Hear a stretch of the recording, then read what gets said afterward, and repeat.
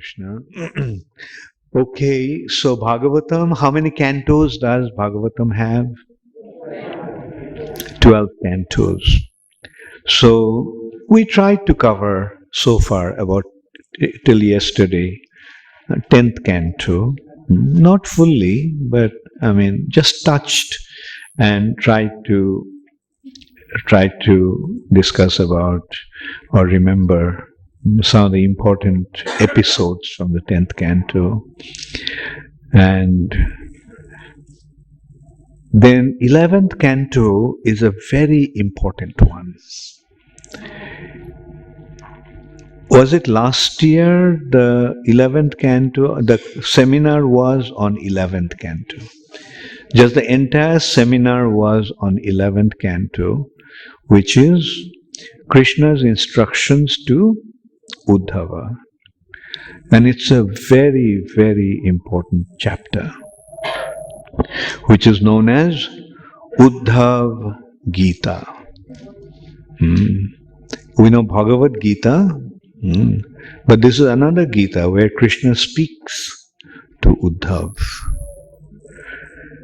And so someday we will discuss about 11th canto separately.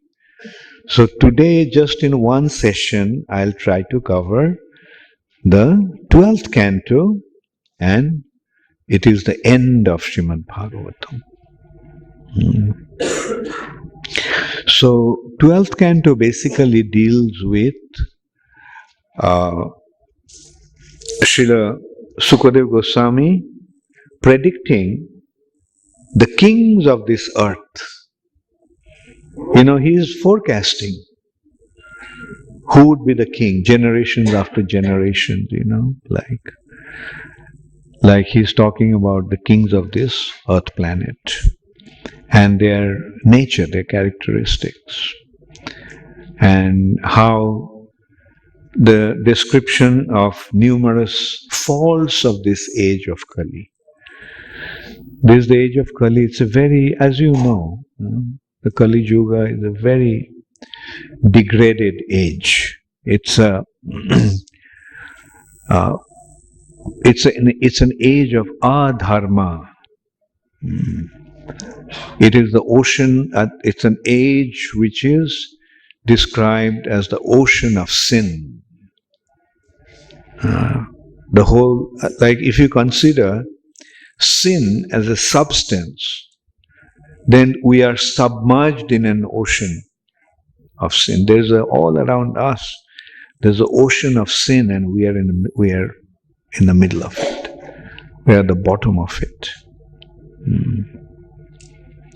Kalir doshe nidhe rajan. That's the situation of the age of Kali.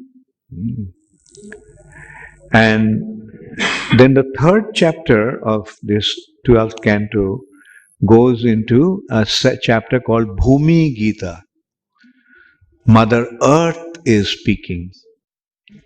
And she is actually presenting it very sarcastically, that all these kings and all these powerful individuals, they are trying to control this earth planet. But she's laughing at them. That you are trying to control the earth, control this world with your tiny little ability and strength. And you are so proud of yourself. But eventually what will happen? For how long you are here?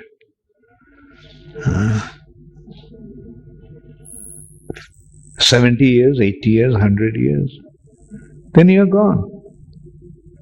And you are trying to rule over the earth. We want to bring everything under your control. What is this 100 years? This 100 years, even compared to a day of Brahma, 100 years is just less than a minute. Or little more than a minute actually. So just consider, our duration of our life is 1 minute. And we are thinking that we are going to do so much, we are going to control the whole planet. Like that is how futile all our endeavors are. We are trying to bring everything under control. We are trying to make a very elaborate situation for our comfortable living. But, and then the next chapter, Sukadeva Goswami is describing the different types of annihilations. Like, see, we are always subjected to annihilation. There are 4 different types of annihilation. One annihilation is a continuous annihilation. We are actually going through a continuous annihilation. Our body is constantly changing, right? This is one type of annihilation, constantly changing, which means the cells in our body, part of our body is dying. Then eventually we die. Individual annihilation. We are gone, we are annihilated. Then partial annihilation. This whole structure of the universe up to the heavenly planets goes through annihilations. Through fire or through water. Like they are known as pralaya. The water inundates, everything goes underwater. Just consider, if this planet is covered over by water, what will happen? Everything is finished. Another type of annihilation is through fire. Lord Shankarshan breathes fire from his mouth, and as a result of that, everything is destroyed. Everything is burnt. Even the higher planetary systems feel the heat. Like Maharloka, Satyaloka, Janaloka, Tapaloka do not annihilate in that way, but they feel the heat of that annihilation. And then there is total annihilation, when Brahma dies. Brahma lives for 100 years. What is Brahma's calculation of time? Our calculation is, our general calculation is, the 4 yugas. Like, how does time move? Did you ever notice? Time moves in cycles.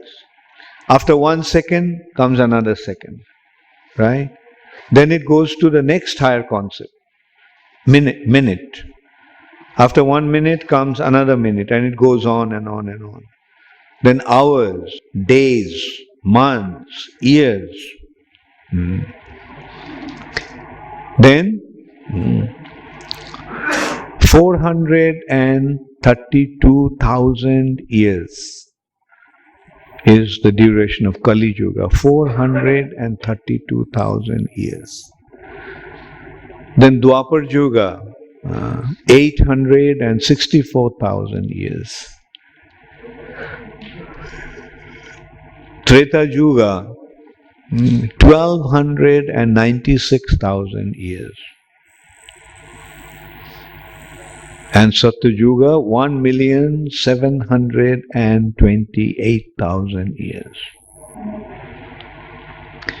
So these 4 yugas comprise one of the biggest cycles called Divya Yuga. 4 yugas together is one Divya Yuga. And then the Divya Yuga goes into 1,000 such Divya Yugas make a day of Brahma. According to that calculation, there are months, years, and Brahma lives for 100 years. Then Brahma also dies. And when Brahma dies, this universe disintegrates. Universe is finished. So that is, in a way, total annihilation. It even goes further. Mahavishnu is glancing towards the material nature. When Mahavishnu withdraws his glance, whole material creation becomes unmanifest.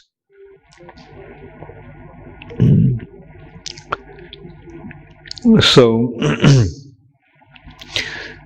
so in one hand we are seeing how insignificant our existence is, and on the other hand we are seeing how we are susceptible to various types of annihilations.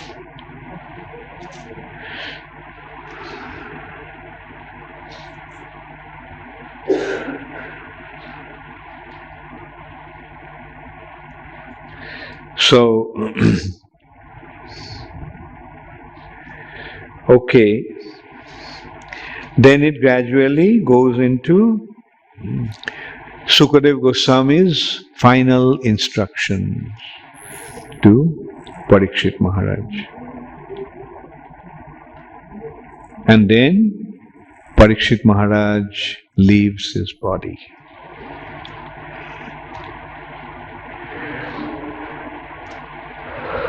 Bhagavatam in a way begins with Parikshit Maharaj being cursed, and now Parikshit Maharaj, in an illustrious way, Parikshit Maharaj prepared himself for death. Through that, what do we learn? Through that, don't we learn how to leave our bodies? Given a choice, the doctor says, you have 7 more days to live. What are you going to do? Did you find any answer to that? Or you just don't want to think about it? How many of you just don't want to think about it? No one. Learned assembly. And how many of you feel that you learned how to prepare yourself for that occasion? Very good.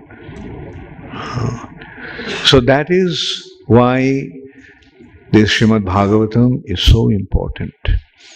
It is teaching us how to leave our bodies.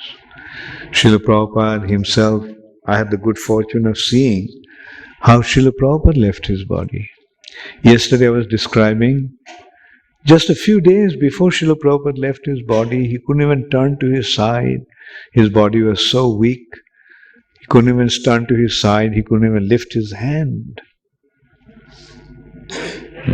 He was in a very painful situation because lying on bed is not very, or not at all peaceful. The whole situation is so uncomfortable. But still at that time, even in that condition, just when his body is completely weak and is now ready to leave his body, Prabhupada was translating Srimad Bhagavatam. He couldn't hold the microphone himself. He could not hold the handset of the recorder. One of us used to hold the recorder, the handset in front of his mouth. And Pradyumna Prabhu used to read the verse, and Prabhupada used to give his translation of the verse and also the purports to the verse. So in this way, we actually learn how to leave our bodies.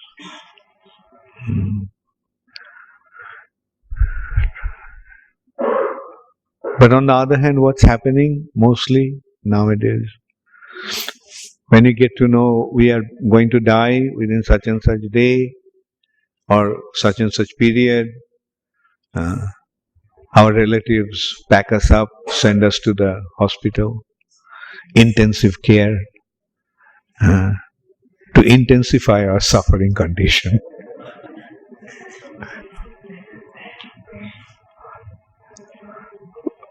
Once a doctor told me that what medical science is doing now is very advanced medical science today. But what is this very advanced medical science is doing is simply extending our suffering condition. Just extending our suffering condition. Won't it be better to just leave the body and go and get ready for the next body? But because people do not have any information about what happens after death, they just cling on to this body as long as they can, even though it is finished. Like, I hope I'm not being heartless, but just consider, what's the use of just lying in the bed, in the intensive care, 25 needles and pipes stuck into your body, and like you're just there. You don't know whether you're there or not. And the hospital bills keep on piling up. So please think about it, and I would suggest don't succumb to that system. When a time comes, say good riddance to the bad. Good riddance to this miserable condition of existence. At least that's what, I wish that I could do that. Before Prabhupada also, when he was quite sick, Prabhupada told me, in more than one occasion Prabhupada told me, if I become unconscious, don't let anybody take me to the hospital.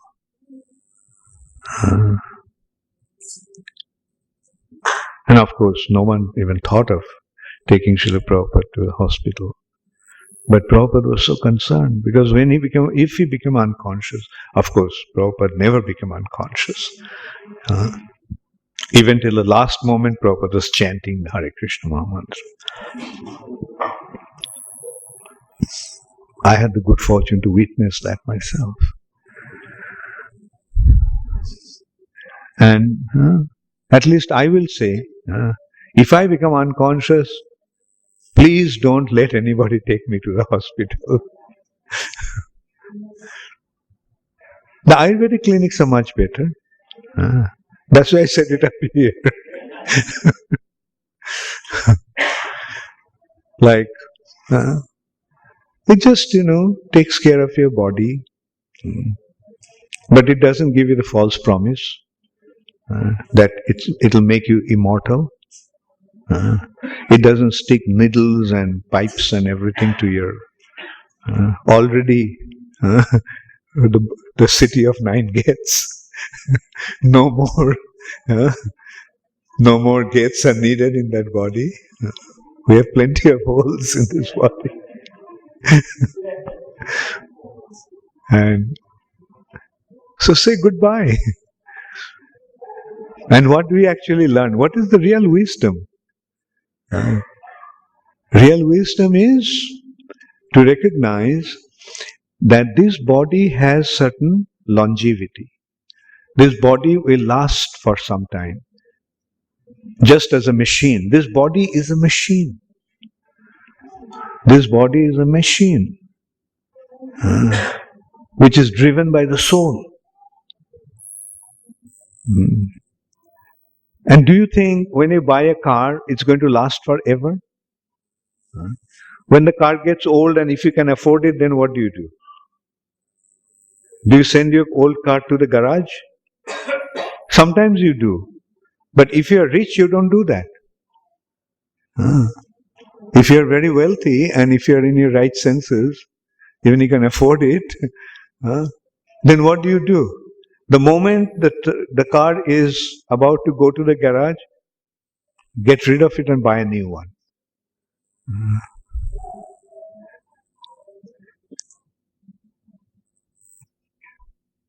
Like, why hold on to the old car when you have the option to get a new car?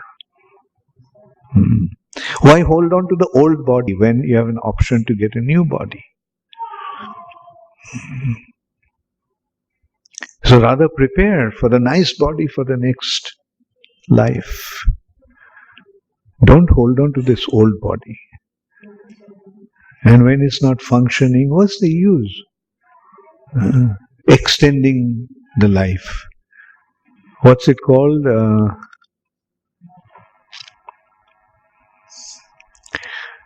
Ventilator. Ventilator. I mean, even in my healthy state, I would like to have a thing like this in my body. Like artificially pushing oxygen to your lungs. And a big pipe shoved down your throat. Can you imagine? I mean, even in my healthy condition, I would like to have something. I can't even allow my finger to go down my throat. I feel I like vomiting. And here it is just stuck into the one. You can't eat. Through your nose, food is being injected to your body.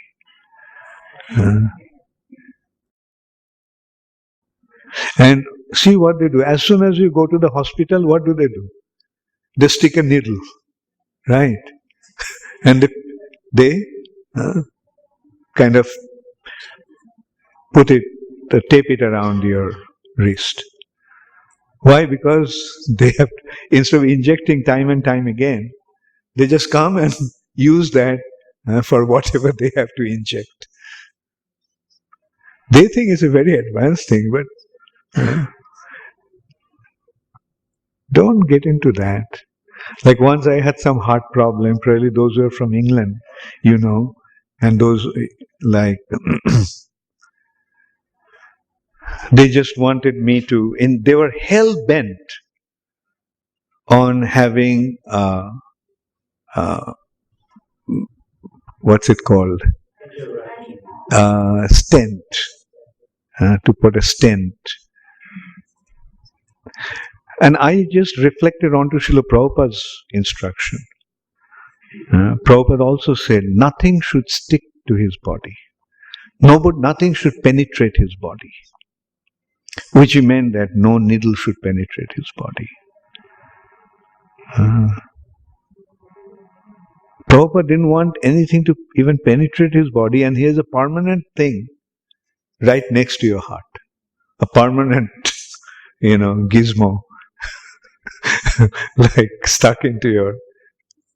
I said, nothing doing. And many of my disciples in London, they were so keen on putting me into that, like they're all ready to spend thousands of pounds, like I told him, give me the money.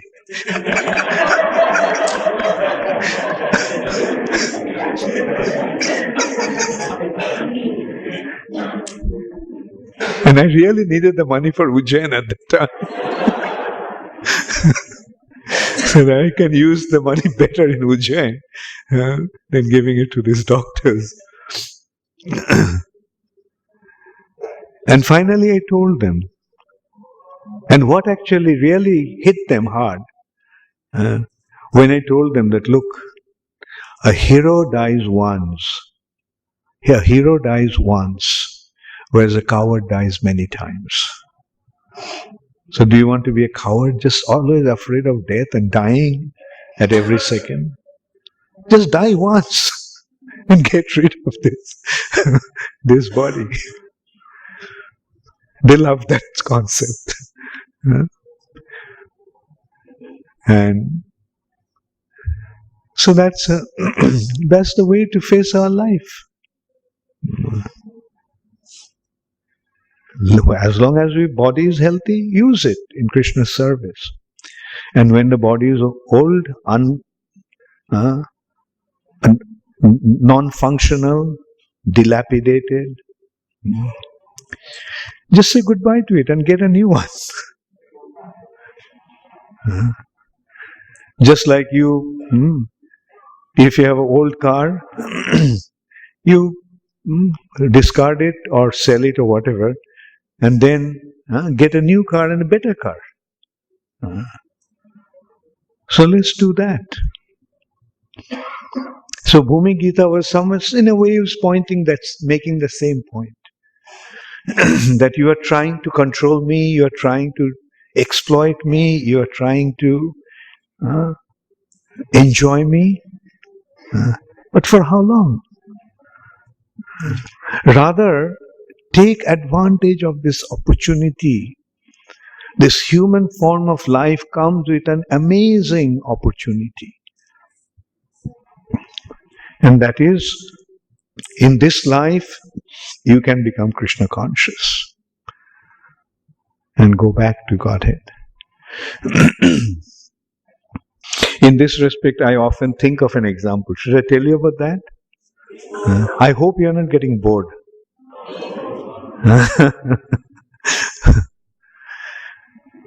You see, Prabhupada gave that example of a fish out of water. You all are familiar with that. But did you ever go deep into that concept? The fish out of water? The fish out of water, how will the fish feel? It will be in acute pain, intense agony. It will be writhing in pain.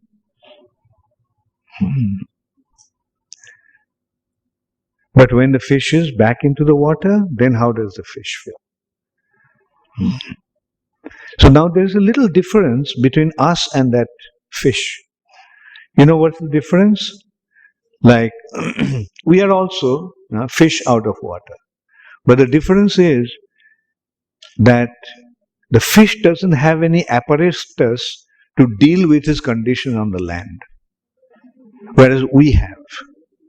We are at a foreign place and we got an apparatus. Just consider, a fish got an apparatus. He puts it on. Right? And now fish can breathe in land. Now the fish can eat on land. Now the fish can do so many things. So now the fish is feeling, I'm so happy in that land.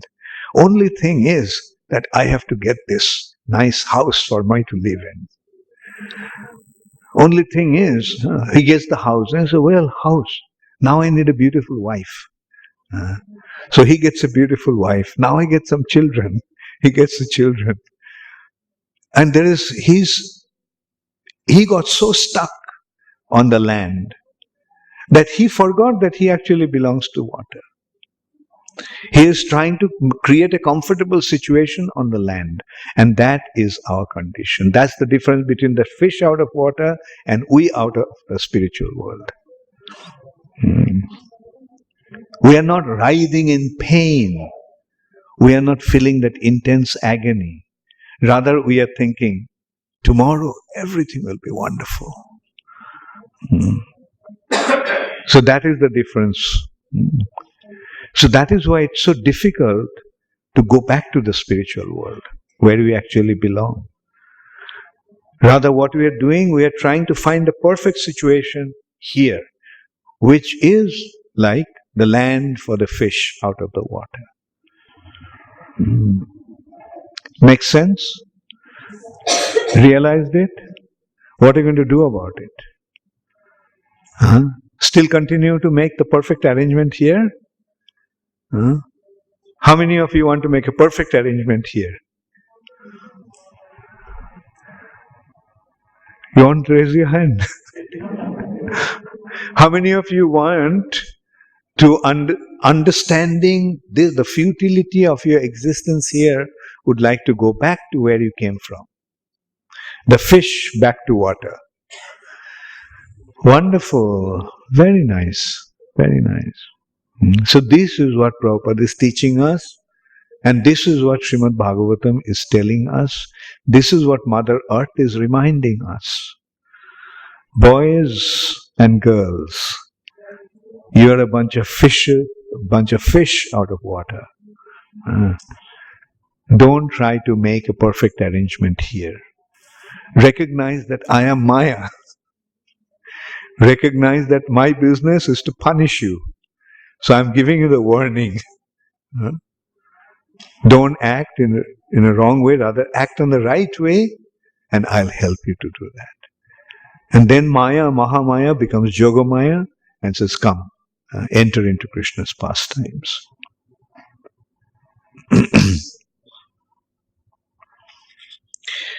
So, okay.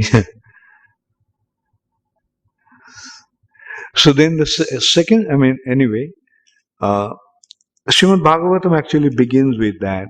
Hmm. The kings of the earth. How many kings? So many generations of kings. And I won't go into the details of the kings, but I'll just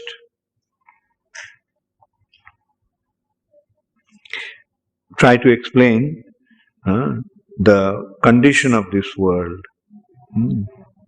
That it has been described as highway bandits will be ruling over this planet. The kings of this earth will be like highway bandits.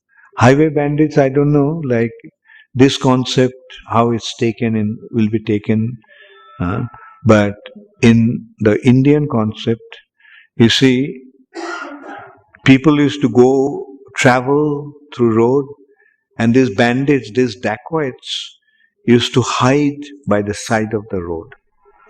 And when they would see a person traveling, they would catch him, they would kill him, and they'll rob all his wealth. In simple words, these robbers and bandits will become the rulers of this planet. The kings will become these kind of bandits, and what they will do? They'll rob the people.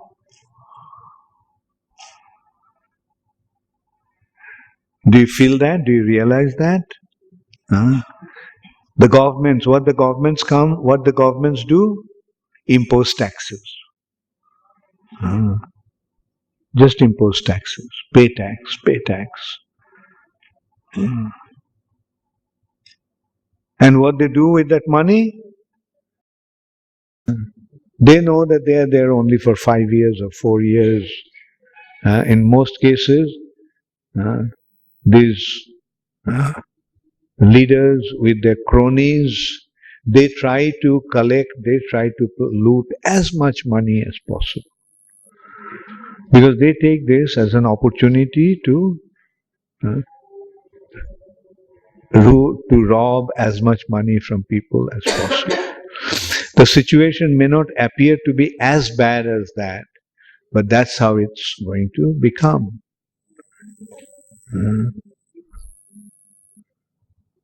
Just today I was discussing with whom we met yesterday, Sanjay. He's the chairman of Goldman and Sachs, and he's just right in the middle of that very high-powered financial world. And he was telling me that the progress for America was, although it was a capitalistic country and the capitalists don't want to spend money for anybody else generally, but the government was so fair that they forced these capitalists to benefit the people. And that's why America progressed so nicely. They forced these capitalists to build roads, build bridges, build schools, build libraries. And that's why America is America. So that was the early leaders. But what's happening today's leaders? Are they doing that? Whatever they're doing is simply for getting the votes. Those days they generally tried to help the mass, help the people of the country, not bribe the country. But now, what is happening? The political leaders are giving some sort of dole, some sort of bribing actually. See, I'm so good, give me the vote. This year I'm here, this term, next term bring me back. I'll give you more bribes. There was a big thing, of course I don't want to name anybody as such, but in America, anyway, who can miss it? There's a thing called Obama phone. Obama phone. That is, Obama started a system that whoever doesn't have a mobile phone, he can apply and he can get a mobile phone. I mean, why do they do things like that? Because to make these poor people think, oh, he is such a nice guy, he gave me a mobile phone. But how this mobile phone is going to help him? But these are just some political scams to get their votes. He may be a nice man, but the thing is that this is how it has come down to. He is giving all kinds of facilities for the underprivileged, because the number of underprivileged is more. By giving the benefits to the underprivileged, that's what happens to all the... Like, look what's happening in India. To get the votes, the minority, so-called minority, very soon they'll become the majority. The Muslims, they're just promoting them, giving them facilities. So this is the unfortunate state of affairs of today's world. And 5,000 years back, they broadcasted that, they predicted that. So that's the situation that we are in today, which has been predicted 5,000 years ago.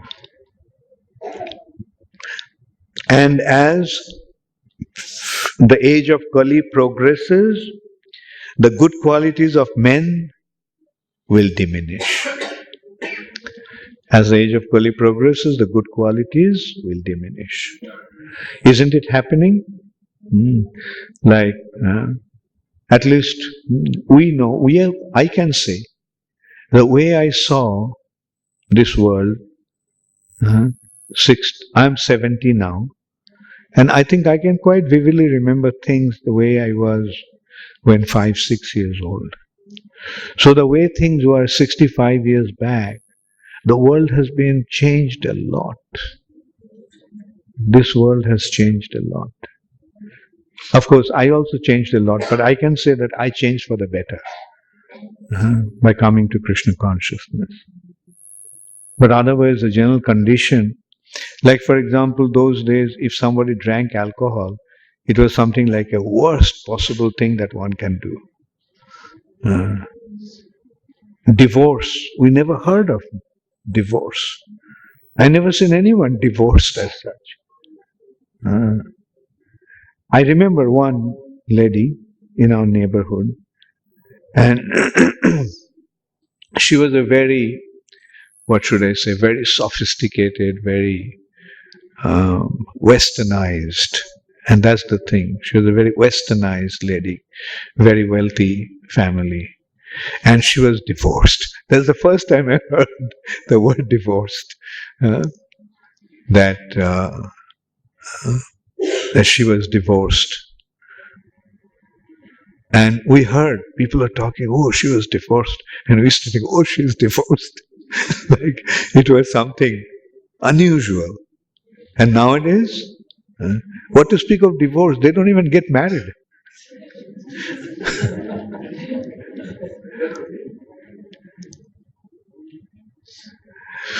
A consideration actually was in some time back,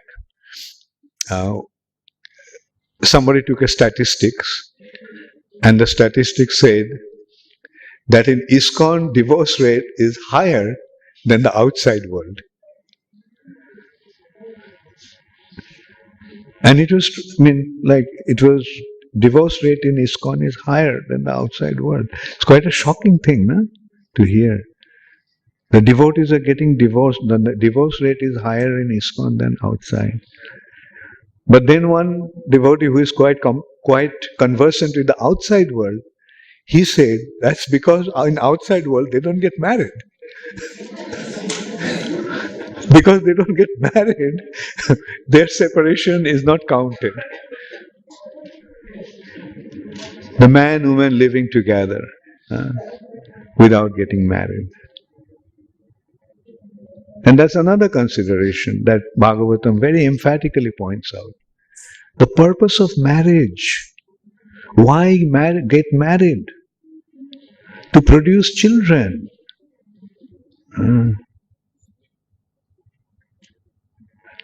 Marriage is not, long back I heard George Bernard Shaw define marriage. George Bernard Shaw's definition of marriage was legal prostitution.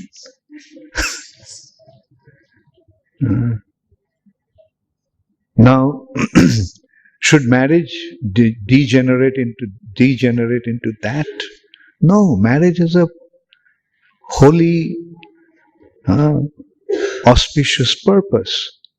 That is to procreate children. The purpose of a man and a woman coming together is to produce children. But producing children is not a consideration. See how degraded the society is becoming. And Bhagavatam is forecasting all that. Mind you, 5,000 years back, Bhagavatam is saying all these things.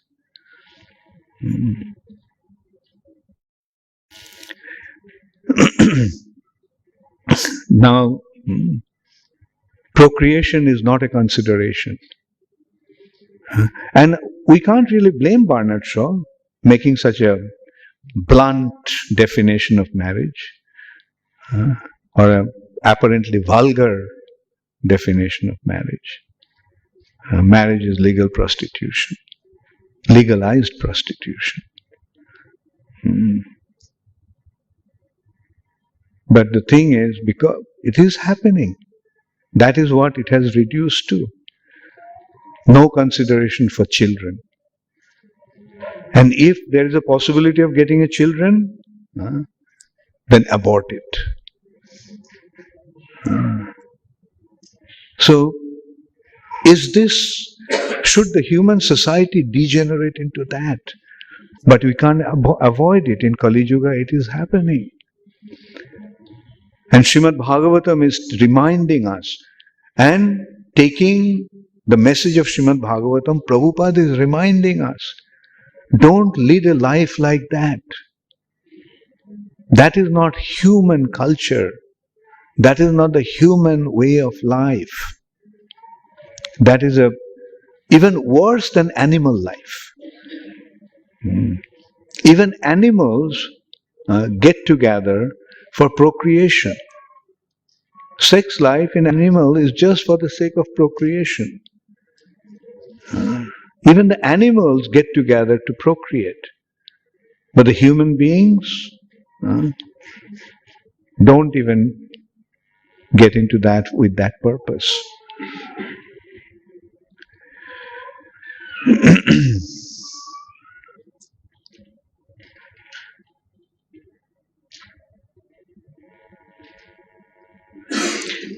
So in the age of Kali, almost everyone will become like Sudras. Asuddha Sudra Kalpahi Brahmana Kuli Sambhava. Even the Brahmanas will become like Sudras. And when Kali Yuga will end, when the Kali Yuga will almost come to an end, then the Supreme Personality of Godhead appear as Kalki Avatar. And he will annihilate all the miscreants. And mind you, at that time, the whole world will practically become full of miscreants. The entire population will become miscreants, sinful, fallen. So Kalki will annihilate them all. And he will revive the age of Kali. He start the age of Satyuga. So Satyuga will begin, Kali Yuga will end, and Satyuga will begin. And how will Satyuga begin? A handful of pious people that will be there, with them the Satyuga will begin. You can consider a handful of devotees of the Lord who will still be there. They will be spared. Kalki will kill everyone. Only they will be spared. The devotees of the Lord, the Vaishnavas, will be spared, and Satyuga will begin with them.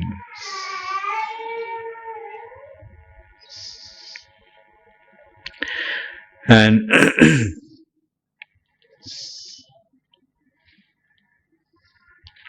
there is an astrological calculation also. This is how accurate, how scientific these Vedic informations are.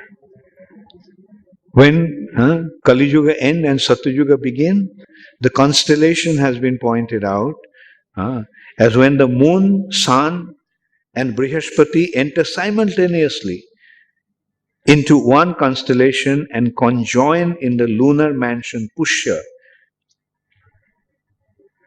There are lunar mansions, different lunar mansions. One is such mansion is called Pushya. And when Sun, Moon and Brihaspati simultaneously together will enter into the lunar constellation of Pushya, Kali Yuga will end and Satyuga will begin.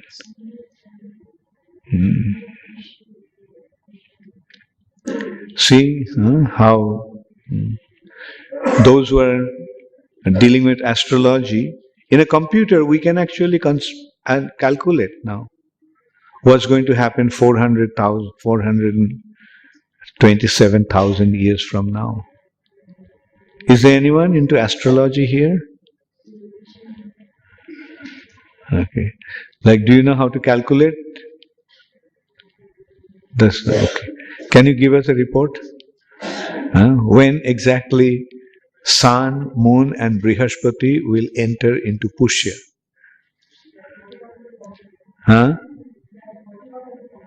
Get your computer, not now.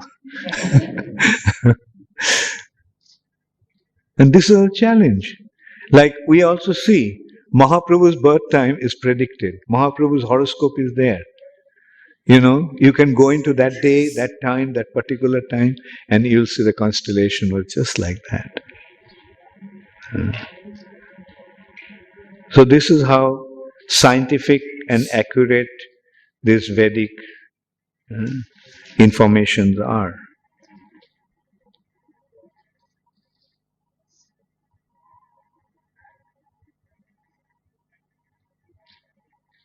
Another very important consideration. Two saintly kings are still alive. And they will be there at that time also. That means 427,000 years from now, these two persons will still be there. Their names are given. The one is Devapi and the other is Maru, a descendant of Ikshaku in the Surya dynasty. The dynasty in which Lord Ramchandra appeared. And you know who is Devapi? Devapi is Shantanu's brother. His Bhishma Dev's father is Shantanu. So Devapi is Bhishma Dev's uncle. And they will become the rulers of the Satyuga when it will begin. One of these kings, the two kings are still there. Even now, two saintly Kshatriyas are living who at the end of this Kali Yuga will reinitiate the pious dynasty of the sun god Vivaswan and moon god Chandra. There are two lines, sun, Surya Vamsa and Chandra Vamsa. One line is coming down from sun god Vivaswan and the other is coming down from the moon god Somdev. So these are the two dynasties, Sun dynasty, Moon dynasty. So in the Sun dynasty, do you remember Imang Vivashate Yogang Praktavan Aham Abhayam Vivashwan Manave Praho Manor Ikshaku Ve Abravit? So this Ikshaku dynasty. In Ikshaku dynasty, who appeared in this Ikshaku dynasty? Lord Ramchandra.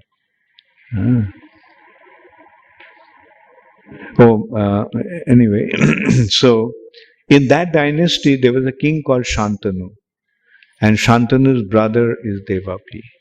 And in the Moon dynasty it will be Meru, Marudev.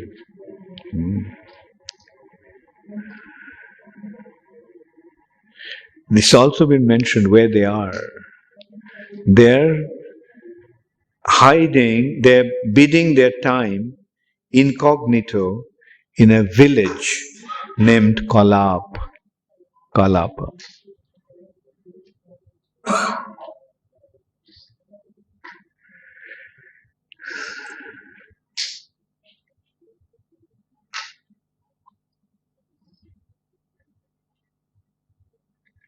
So we discussed already how Mother Earth sarcastically addressed the king, and then it has been described that Dharma stands on four legs. We know all these concepts. Now you can see where these concepts are coming from. They are actually coming from the 12th canto. Dharma stands on four legs. What are those four legs of Dharma? Austerity, mercy, cleanliness, and truthfulness. And in Satya Yuga, all four legs were intact. In Treta Yuga, one leg broke. In Dapar Yuga, two legs broke. In Kali Yuga, three legs are broken. And Dharma is standing on one leg. What is that leg of Dharma that Dharma is standing in this age? Truthfulness. But in this age, that also is dwindling. So that means Dharma will be completely lost.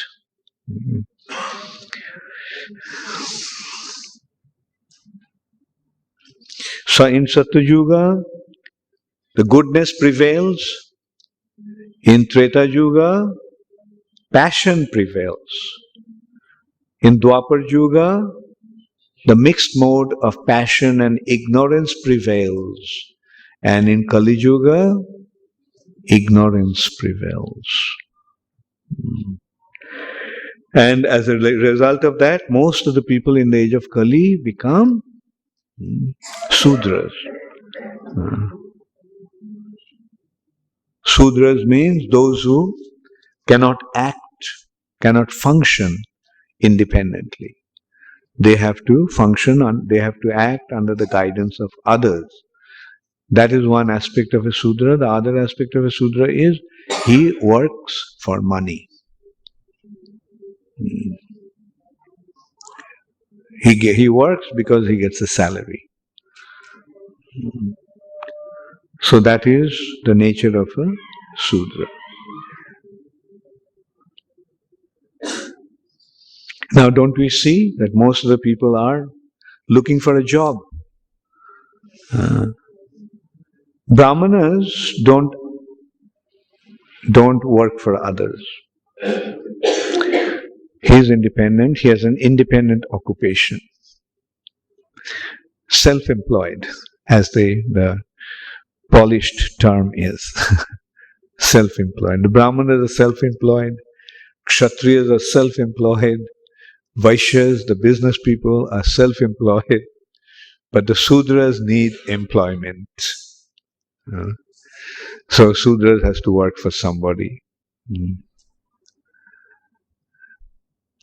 I know many of you are working.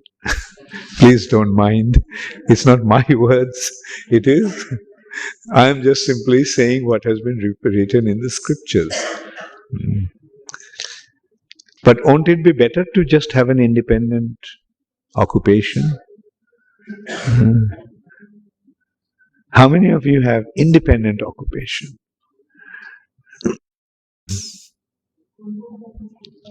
Yeah. If somebody tells, take up a job, will you do that? No. So at least few people are not Sudras. And how many of you have become devotees? And depending upon Krishna. So, you know, what is their qualification? The Brahmanas.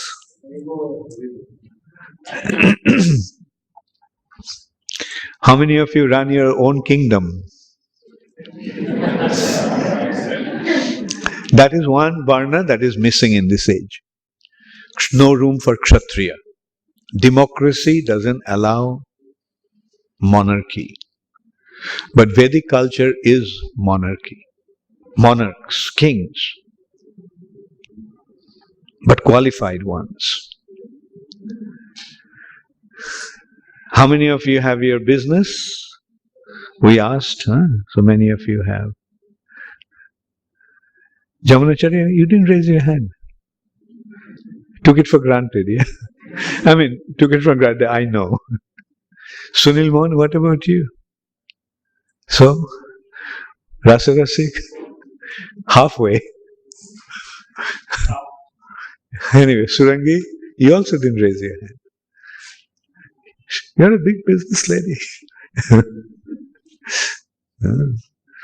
Anyway, so I would suggest that anyway, most of you have already gone through your life, halfway at least. But make sure that your children don't become Sudras. Make sure that your children develop independent way of living. They don't have to depend upon anybody. Rather, they will provide job opportunities for others. Once a very big man, very big industrialist came to see Srila Prabhupada. There is a very famous business industrialist family in India called Dalmias. Dalmias. Also very pious family. Jayadal Dalmia was the head of the family. And he came to see Srila Prabhupada in Vrindavan. He knew Srila Prabhupada from before. So he came to see Srila Prabhupada with his 3 daughters-in-law and a few grandchildren. Prabhupada at that time just started the Vrindavan Gurukul. And Prabhupada told him that he started the Gurukul, and he asked him to send his children to the Gurukul, his grandchildren to the Gurukul. And Prabhupada told him that the modern education system, the schools, other schools there, no matter how prestigious it may be, what is the agenda, what is their purpose of those schools? They are training for them to get a job. Prabhupada said that is Sudra education. Their education is based on to get a job. And job, only a Sudra takes up a job. And Prabhupada said that your grandchildren don't need to take up any job from anybody. Your grandchildren should become leaders. But in order to lead, they must learn how to lead. And this school is going to train them. So that is the vision that Srila Prabhupada gave us about Gurukul. Gurukul is actually designed or meant to create leaders for the society. Create leaders for the society. And Prabhupada pointed out that that your children should become leaders. They shouldn't take up a job, they should create job for others. Just as in your company, there are so many thousands of people are working. So why should your children go to that education system where they have to learn how to get a piece of paper, that they can show and say, can you please give me a job?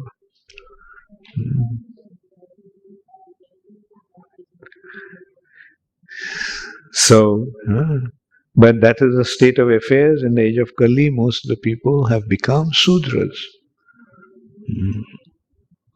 But Prabhupada said that ISKCON is the institution that is designed to make Brahmanas all over the world.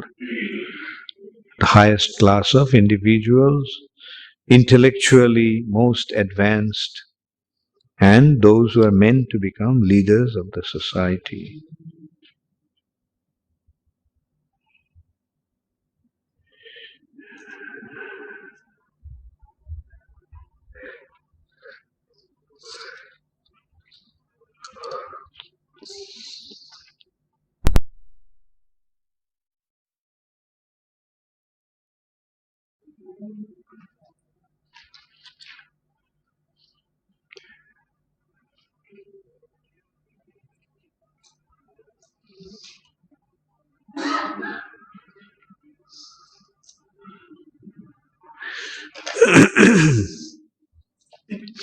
And then it has been pointed out that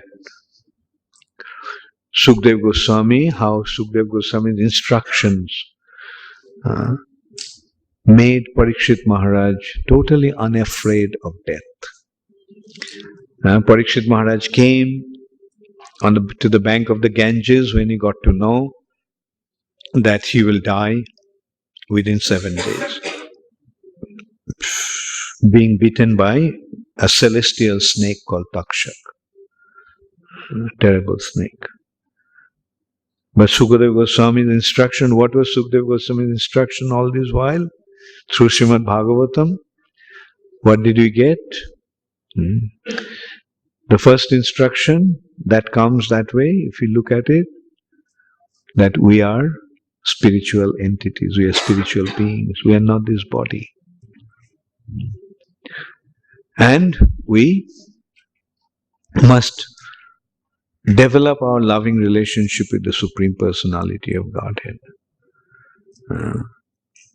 The identity and the existence of the Supreme Personality of Godhead has been firmly established beyond anyone's doubt that He does exist. And we have a loving relationship with Him. So to be situated, to be reinstated in that loving relationship is the goal of life. So when Srila Parikshit Maharaj received this knowledge from him, then he was fearless. As it is, he was fearless. But he is actually acting in this way, behaving in this way, simply to set an example for the posterity, for us, that we can learn, we can understand how to face death and what to do with our life. We got this human form. Has it been awarded to us with some objective and purpose, or is just an accidental happening that we are existing, that we are here? Is it just an accidental phenomena, or is it some objective? It has some purpose, an objective. Human life has an objective. Like on the other hand, if you consider what is happening all over, people are just going through their life without any objective. They think, oh, okay, now we are studying, and then get a job, then get married. Just carry on doing the job. People, I know people who have been working for 45, 50 years. And the thing is that they just do that. And when they retire, I've been told that these people, they feel so frustrated, and all of a sudden their life is completely vacant. They've retired. Previously they were doing every day for about 45 years. Like every day he had been going to his office, taking the public transport, going to his office, doing certain things, coming back. Can you imagine? For about 40 years, his life has been like that. And when he went to his office, he was wondering, when will the Friday come? When will the Saturday come? And then I'll have one day holiday, Sunday. Like his whole life is revolving around one Sunday. From Monday till Friday, Monday till Saturday, he's just going the same transport, same time, probably the same breakfast, going to office, coming back from the office, spending some time with the family members or friends, and going to sleep. In the morning he gets up, goes to office. It's really frightening to even think of it, yeah? But human beings adapt. Therefore, it's called conditioning. They get conditioned to it. They don't, that's the thing. And as I was saying, like for 40 years they've been doing it. Then all of a sudden, one day he retires. His office gives him a big farewell party. A real loyal servant. For 40 years he had been working without any deviation. And then the office says, company says goodbye to him. And he doesn't know what to do. Like he can't. Sometimes they do that. I know somebody who after retirement, you see, office time, the buses in Calcutta is very crowded. And he used to, after retirement, he used to go into that bus. And like you just ride the bus. He can't even stop in that particular area, particular place to go to the office, because sometimes he would go there, meet his friends and all, how are you doing? But he couldn't adapt to the new life, which is completely blank.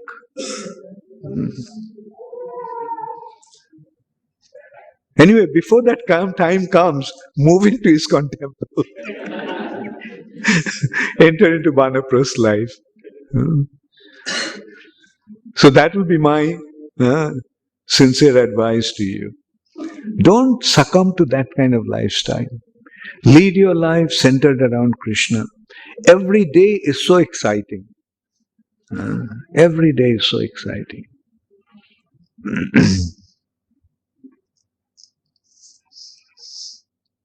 And so that is the human life is meant for, cultivating Krishna consciousness and be prepared. Be prepared for whatever comes. Because you know whatever comes will be more exciting. Whatever comes will be more rewarding. Whatever comes will be more pleasant.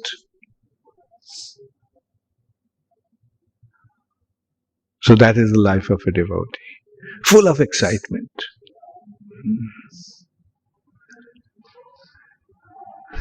And you know, like what the life of a devotee is? It's an eternal holiday.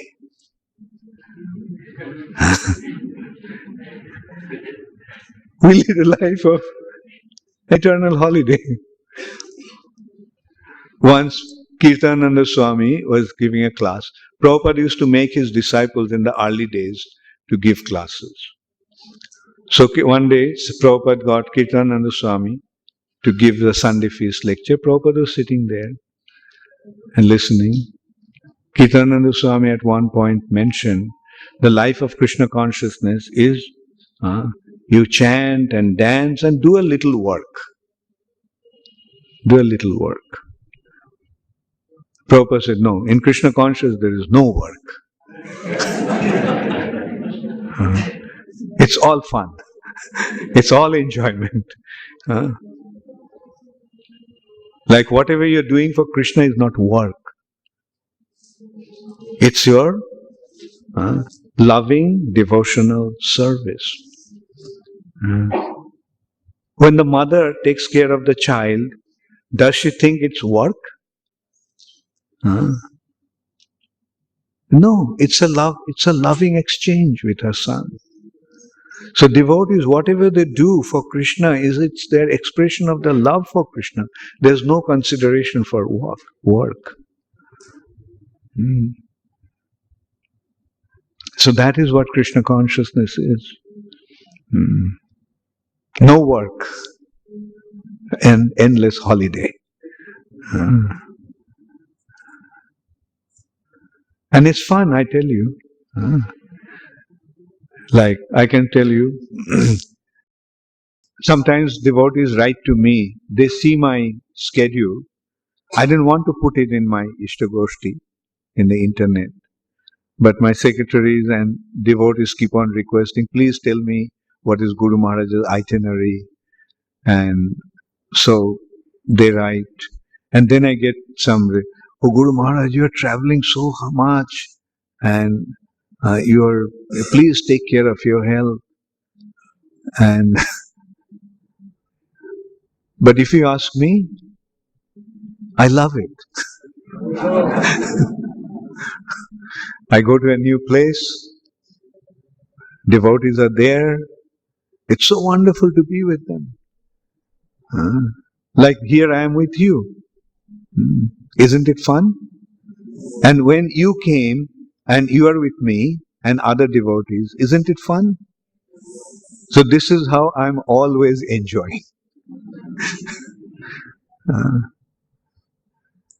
So this is the way to lead your life.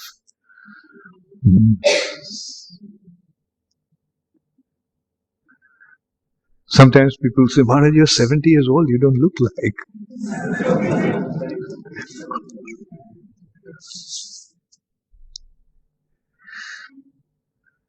And sometimes I comment, you're 25 years old.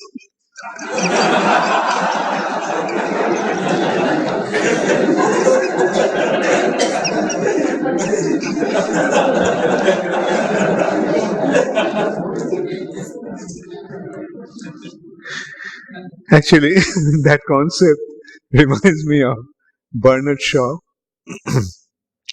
Somebody told Bernard Shaw, oh, you don't look your age. Bernard Shaw says, I look my age, you don't.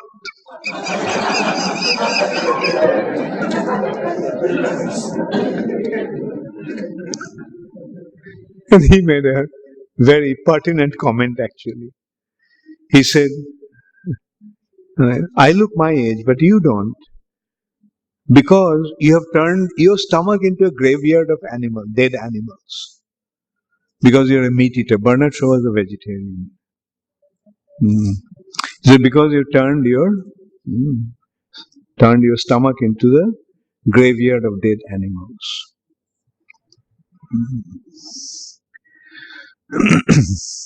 Anyway, so this is like, it's not how old you are, it's the matter of how you feel. Sometimes people become old prematurely because of stress, the burden, and all that. Lead a life full of joy, full of happiness.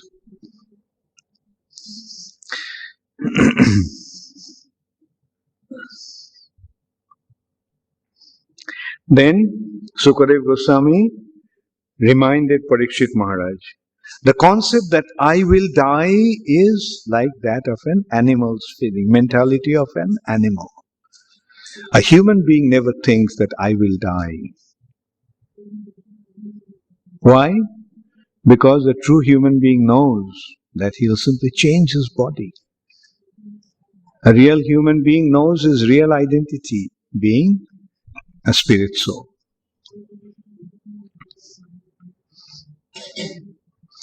When the body's subtle mental covering, this is very important actually.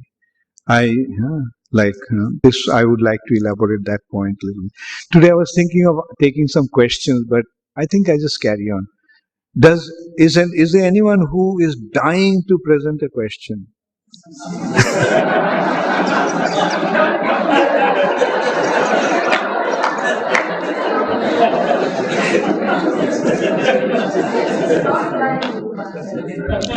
You see, we have two bodies. The gross body and the subtle body. There are two material bodies. Gross body and subtle body. The gross body is made of 5 gross elements: earth, water, fire, air, ether. And the subtle body is made of 3 subtle elements: mind, intelligence, and false ego.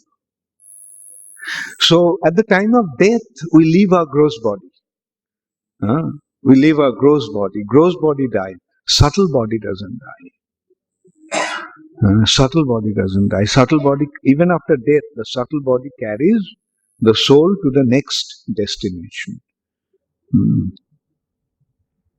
Subtle body, in this way, is also imperishable, you can say. It doesn't die.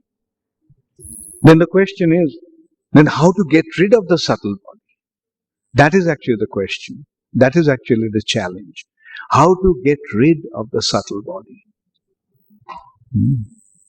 Subtle body doesn't die. And beyond that is the spirit soul, the spiritual body. Now, subtle body is made of what? Very good. So, when the mind is engaged in thinking about Krishna, mind business is to think. When the mind is constantly engaged in thinking about Krishna, then what happens to the mind? Mind is spiritualized. Mind is spiritualized. In this way, when one becomes constantly engaged in thinking about Krishna and serving Krishna, then Krishna gives him buddhi yoga, the intelligence which is to be engaged in devotional service. Like the verse goes, Teshang shatata yuktanam bhajatang priti purvakam dadami buddhi yogam tam jena mam upajanti. Intelligence is buddhi, man, buddhi, and ahankar. Man, what should he do with the man or the mind? Man mana bhava. Man mana bhava. With your mind, you just think of me all the time. So by doing that, the mind is spiritualized. When one is engaged in, constantly being engaged in serving Krishna, then his buddhi is buddhi yoga, spiritualized. And in this way, when one becomes engaged in serving Krishna, then what happens to his ahankar or false ego? Jiver sarup hai. So he gets into his sarup. So see, in this way, the mind, intelligence and false ego is transformed or spiritualized. So does he have a mind? Does he have intelligence? Does he have a spirit? A false ego? No. At that time, he doesn't have any subtle body. So see, he has a gross body, he doesn't have a subtle body. Then what is happening? Sarup. He became engaged in serving Krishna, so he has become situated in his Sarup or in his spiritual identity. Jiver Sarup hai, Krishna Nityadas. That then his situation is like the pure spirit soul. The personality in his Sarup is residing in that apparently gross body. That stage is called Sarup Siddhi. Sarup Siddhi. He is situated in his Swarup. And then he is transformed. Then another name for that is another Jivan Mukta stage. He is Jivan Mukta. Iha Jasya Harer Dasye Karmana Manasa Gira. Karmana, his activities, Manasa, his mind, Karmana, his physical activities, his mind, Gira, his speech, is engaged in service of Krishna. So, Nikhilasyapya avasthasu, in whichever condition he may be in, Jivan Mukta sa uchyate. He is a Jivan Mukta, he is a liberated soul, although in his apparently gross body. So that is the state of a pure devotee. When body's subtle mental covering is destroyed by transcendental knowledge, the soul within the body again exhibits his original identity.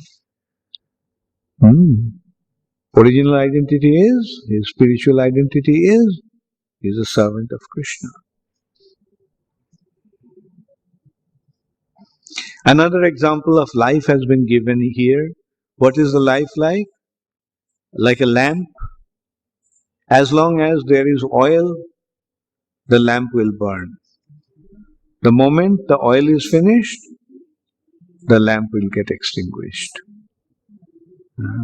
So this body will last only as long as that oil is there. The vitality, vital energy is there. And then the life will be extinguished. And then the body will fall.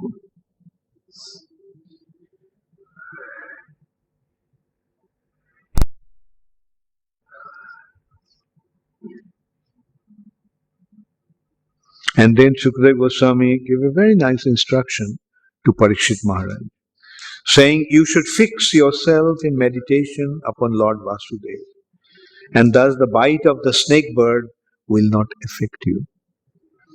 Fix your mind at Krishna's lotus feet, then the bite of the serpent will not affect you.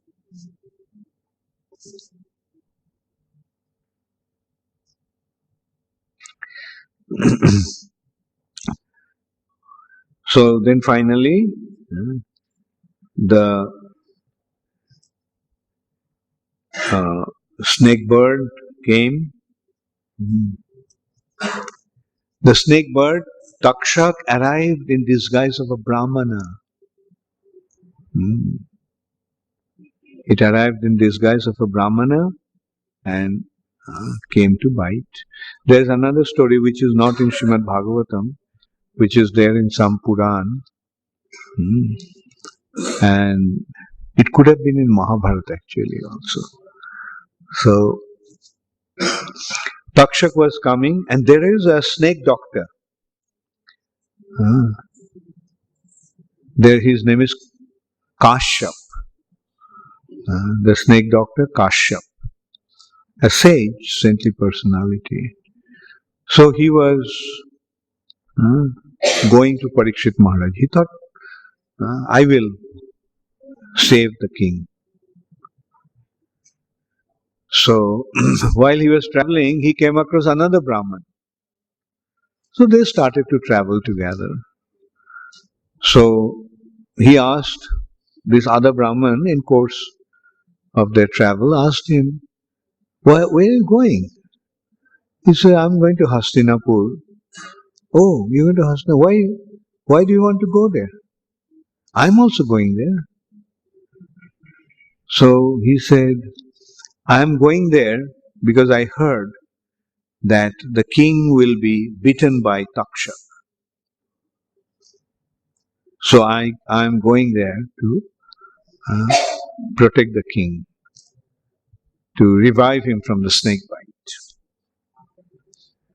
So hearing that, this Brahmana, who was actually Takshak in disguise, he just became angry and assumed his form as Takshak. There was a huge banyan tree by the side of the road. And he said that you dare to counteract my poison? Anyway, saying that, he bit that banyan tree, and immediately the tree got turned into ashes. It got burnt into ashes. So he says, see, this is the potency of my poison. So do you dare to counteract that? So Kashyap said, fine. So he took some water in his hand, chanted some mantra, and sprinkled the water on the tree that turned into ashes. And immediately the tree came back to full formation. So Takshak was quite alarmed. But he said, look, you may be able to counteract the poison, but this time, this Parikshit Maharaj has been cursed by a Brahmana. You may counteract my bite, but you won't be able to counteract the curse of a Brahmana. So don't waste your time. I know why you're going to the king to revive him, because you need money, you need wealth. So take this wealth. So he gave him a box of gems, priceless gems. So the snake went away. So this is how Parikshit Maharaj's end was coming. And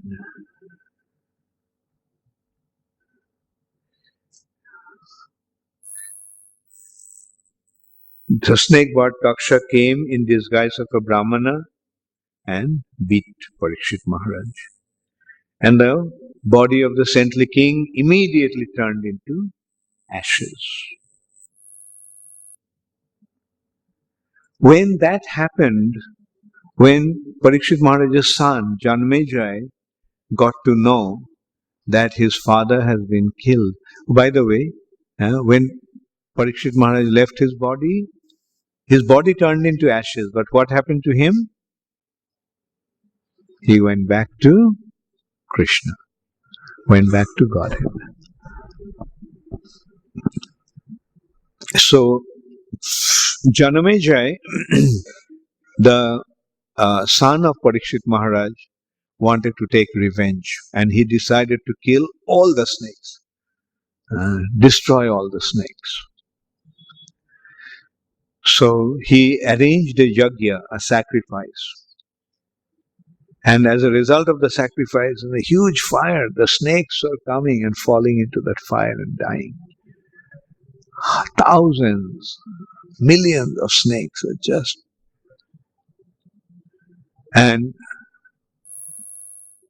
so now the priest was calling different snakes by the name, and he was falling there.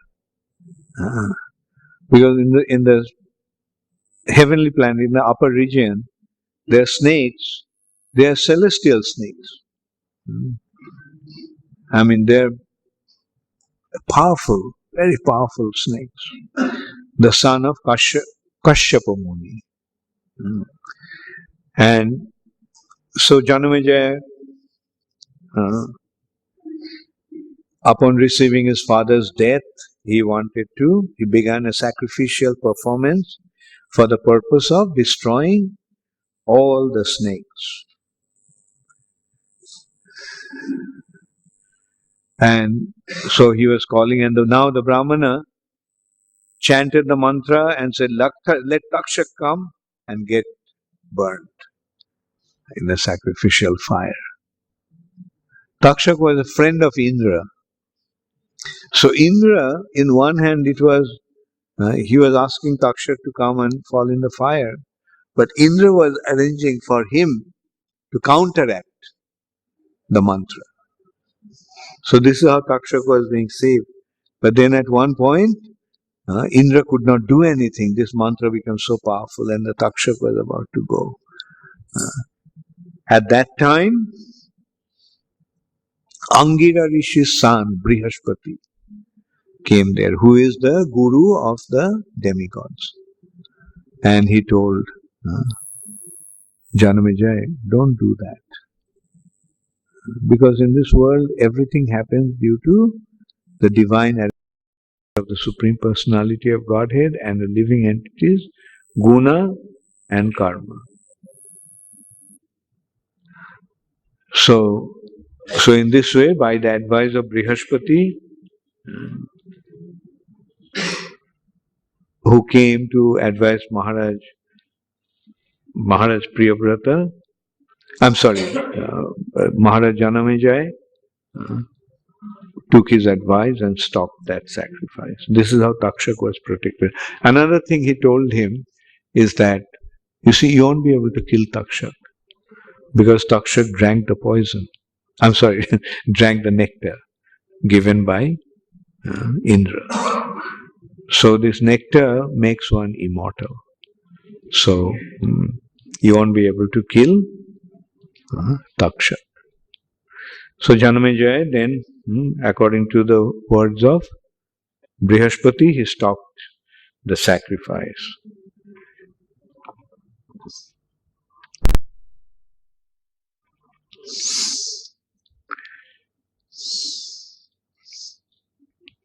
Anyway, so this is how the 12th canto ends. It goes on little more, but they are not relevant. The story ends here.